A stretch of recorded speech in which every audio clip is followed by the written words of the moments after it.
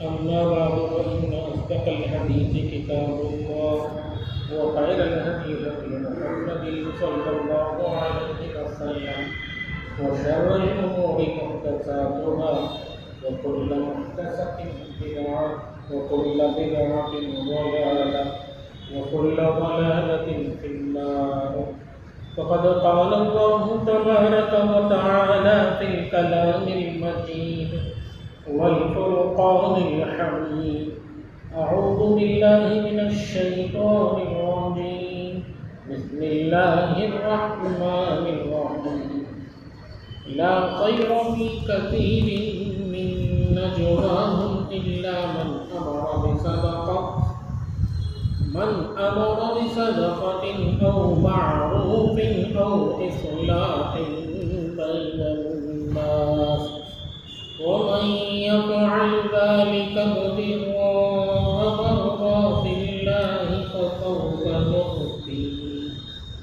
فسوف نؤتيه أجرا عظيما. صدق الله العظيم. اللهم صل على سيدنا محمد وعلى آل سيدنا محمد وبارك وسلم. اللهم صل على سيدنا محمد وعلى آل سيدنا محمد وبارك وسلم.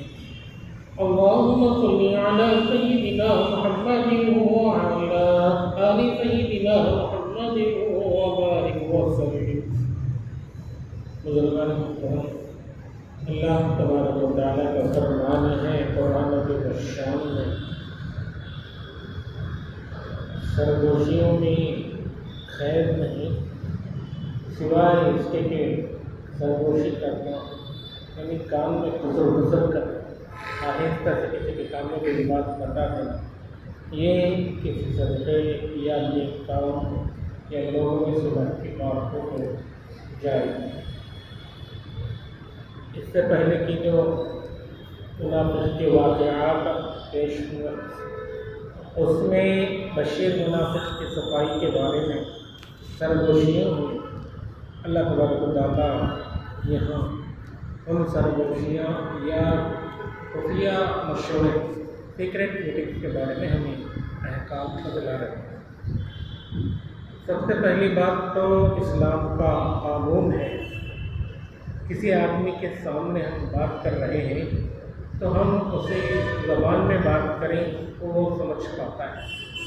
3 لوگ بیٹھے ہیں، مثلا 2 کو تیلگو آتی ہے، 3 کو اردو آتی ہے. اب وہ 2 لوگ تیلگو میں بات کریں اس لیے کہ وہ تیسرے ساتھی کو تیلگو نہیں آتی. آداب گفتگو بات چیت کے آداب میں یہی بات اسلام کی تعلیمات میں سے ہے.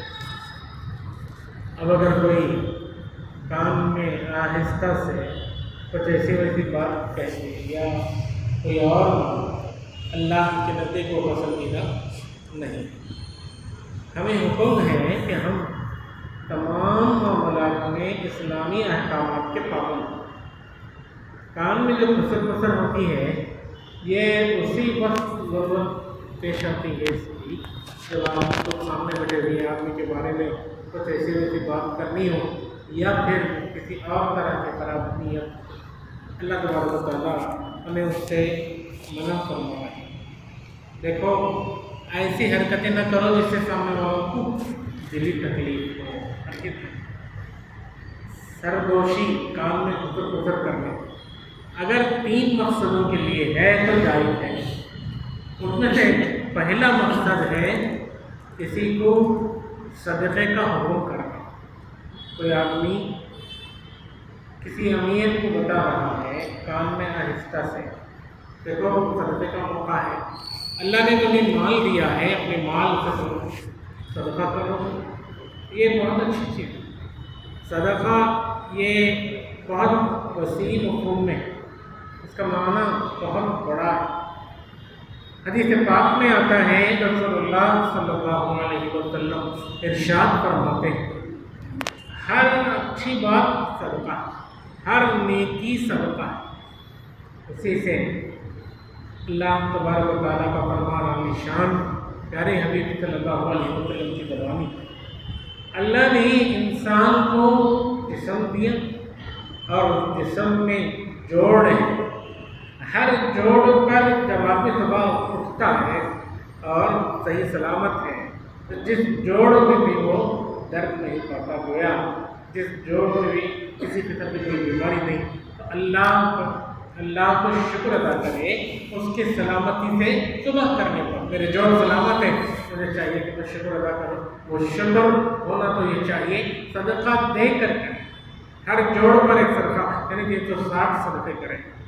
اب یہ تو اس دور میں بات ہو رہی ہے جب مسلمانوں سے غربت زیادہ، فتوحات سے پہلے کی بات۔ حضرات صحابہ رضی اللہ عنہم اجمعین اس بات کو سن کر پریشان ہوئے، فوراً پوچھنے لگے اللہ کے نبی، ہم میں سے کس کی طاقت ہے اتنے صدقے جوڑوں کی طرف سے روزانہ کرنے کی بات لازمی ہو جائے۔ رسول اللہ صلی اللہ علیہ وسلم نے بتلایا، اگر تم مال سے صدقہ نہیں کر سکتے تو پھر ایک سبحان اللہ پڑھ لو، ایک الحمدللہ کہہ لو، یا ایک مرتبہ اللہ اکبر پڑھو۔ تسبیحات میں سے جتنی تسبیحات ہیں ان میں سے ہر ایک کو پڑھنا یہ صدقہ ہی ہے۔ آدمی ہمیشہ موقع محل دیکھے، کسی غریب بچے کی شادی ہو رہی ہے، محلے میں اس کے لیے چندہ اکٹھا کر رہے ہیں، لوگ آئے چندہ وصول کرنے کے لیے گھر، ہمیں گھر میں بیٹھے ہیں، لوگ آئے تو انہوں نے تبدیلے کو پڑھ لے تھے، بڑے تک کیا سبحان اللہ الحمدللہ اللہ اکبر، قریب صدقہ، اور یہ صدقہ دے دو، میں تسبیحات پڑھو، کیا کروں سبحان اللہ الحمدللہ۔ یہ موقع ہے کہ بالکل خلاف تھا۔ اس وقت آدمی کو مال خرچ کرنا یہ ضروری ہے، صرف تسبیحات پڑھنے سے کام نہیں چلے گا۔ ہر موقع میں، ہر ایک سین میں اس کے کچھ احکامات اور اس کے کچھ تقاضے ہوتے ہیں، ان تقاضوں پر عمل کریں۔ دکھ درد میں ہے، فارغ ہے، آدمی کو اپنی آخرت یاد آ رہی ہے، نامہ اعمال سامنے ہے، فکر ہو رہی ہے میرا کیا ہوگا، میں کیسے نجات پاؤں گا۔ فکر کے بعد ایسے تنہائی کے لمحوں میں اللہ کو یاد کریں، ذکر کریں، کثرت سے ثواب بھی ملے گا، نامہ اعمال بھی نیکیوں سے بھرے گا اور گناہوں کی تلافی بھی ہوگی۔ بزرگان محترم، صدقہ یہ فرض بھی ہے، واجب بھی ہے، نفلی بھی ہے۔ صدقہ جب وہ زکوٰۃ کا ہو تو وہ فرض ہے، 100 میں 2.5 روپے، اسی طرح سونے کا، چاندی کا، ہر ایک چیز کا نصاب ہے۔ صدقے میں فرض بھی ہے، صدقے میں واجب بھی ہے۔ منت مان لیے میرا یہ کام ہو گیا تو میں 100 روپے صدقہ کروں گا، تو وہ نکالنا واجب ہے۔ صدقہ نفلی بھی ہے، پوری زکوٰۃ ادا کر دیے، کوئی منت بھی نہیں، اور کچھ پیسے اللہ کے راستے دینا چاہتے ہیں تو یہ نفلی صدقہ۔ صدقے کے بے شمار فضائل ہیں، ان میں سب سے اہم فضیلت یہ ہے، بندہ جب صدقہ ادا کرتا ہے اللہ تبارک و تعالیٰ اس کا تزکیہ فرماتے ہیں، اس کے نفس کو تمام خرابیوں سے پاک کر دیتے ہیں۔ اللہ کی شان، اللہ ہی ہے جو نفس کے خالق بھی ہیں اور نفس کے اندر اچھی بری دونوں باتوں کو ڈالنے والے۔ فَأَلْهَمَهَا فُجُورَهَا وَتَقْوَاهَا، قرآن میں اللہ فرماتے ہیں نفس کا خالق بھی میں ہوں، نفس کے اندر اچھی بری باتوں کو ڈالنے والا بھی میں۔ اب یہ بات ہوئی، اب اس کے بعد دوسرے اسٹیج میں اللہ کا اعلان سن لو، قَدْ أَفْلَحَ مَنْ زَكَّاهَا وَقَدْ خَابَ مَنْ دَسَّاهَا، جو اپنے نفس کو پاک کر لیا، اپنا تزکیہ کر لیا تو وہ کامیاب، اور جو اپنے آپ کو مختلف خواہشات میں ملوث کر دیا، ایسی ویسی چیزوں میں پڑ گیا تو پھر وہ نہ تھا۔ ہم چاہتے ہیں ہمیں اخروی کامیابی ملے، ہماری آخرت بنے اور ہم عذاب قبر سے بچیں، اللہ کے یہاں جنتی بنیں، اچھوں میں شامل ہوں، تو ہمیں چاہیے کہ ہم صدقہ کریں۔ صدقہ کرنے سے نفس کا تزکیہ بھی ہوتا ہے، صدقہ کرنے سے نفس کے تزکیے کے بعد آدمی اللہ کے یہاں کامیاب و کامران لکھا جاتا ہے۔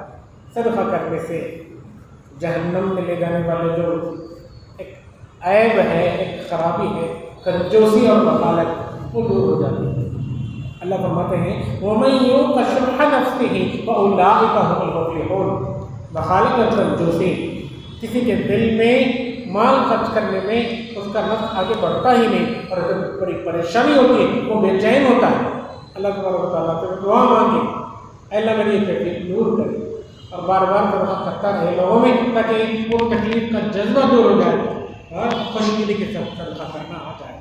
جس کو اللہ کنجوسی سے بچا لے اور سخاوت دے دے تو یہ اس کے لیے کامیابی ملنے کی دلیل، وہ کامیاب ہے۔ بزرگان محترم، آدمی رمضان میں جو صدقہ فطر نکالتا ہے فطرہ، یہ بھی واجب ہے۔ اسی طرح قربانی جو مال خرچ کر کے کرتا ہے یہ بھی واجب ہے، صدقہ واجب بھی ہے، فرض بھی ہے، نفل بھی۔ ان تمام چیزوں میں وہ اللہ کی رضا اس کی نیت کرتے ہیں، اللہ کی رضا پانا ہے، اخلاص کے ساتھ صدقہ کرنا ہے، یہ حکم اس کی نیت کرنا ہے۔ دوسری بات، اس کے لیے سرگوشی جائز ہے، اور معروف بھی کسی بھی نیک کام کا حکم کرنا، کوئی بھی نیک کام، حتیٰ کہ حدیث پاک میں آتا ہے رسول اللہ صلی اللہ علیہ وسلم فرماتے ہیں جب تم اپنے بھائی سے ملاقات کرو، کسی مسلمان سے تمہارا آمنا سامنا ہو جائے تو مسکراتے چہرے کے ساتھ اس سے اپنے بھائی سے، مسلمان بھائی سے مسکراتے چہرے کے ساتھ ملنا بھی نیکی ہے۔ لوگ آج کمیونیکیشن اسکلس ایک سبجیکٹ کے طور پر پڑھتے ہیں، لوگوں سے کیسے ملے، ان سے ہمارا برتاؤ کیسا ہو، اس کے لیے ہزاروں روپے کی فیس بک پے کرتے ہیں، تب جا کر کے وہ انسانیت کا ایک حصہ تعلیم کے طور پر حاصل کرتے ہیں۔ اسلام میں تربیت و تعلیم کے تمام شعبے موجود، ضرورت اس بات کی ہے کہ ہم ان چیزوں کو جانیں، سیکھیں اور اپنی عملی زندگی میں اپنائیں۔ اللہ کے رسول صلی اللہ علیہ وسلم نے آج سے 1500 سال پہلے بتلا دیا، اپنے مسلمان بھائی کے ساتھ ہنس کے مسکراتے چہرے سے ملنا یہ بھی صدقہ ہے، اور یہ نیک کام، نیکی ہے۔